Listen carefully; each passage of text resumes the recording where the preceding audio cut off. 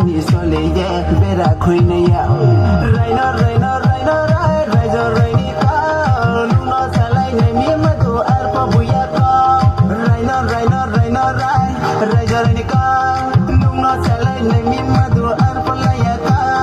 ai chu kungkila khora angma khora mini santor ma pi ha payo no ma chore punang ka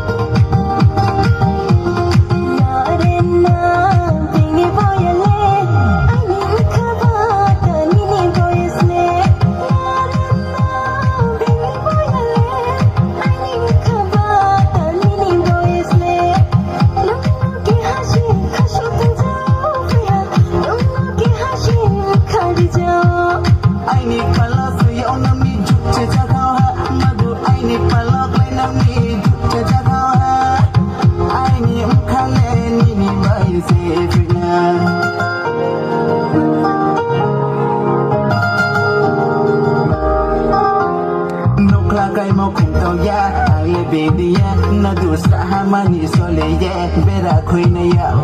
raino raino raino raijo raini ka luno salai nei mi madu arpa buya ka raino raino raino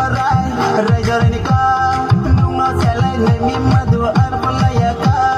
ai chu kungkila khora angma khora mini santor ma bukti ha payo no ma chore punang ka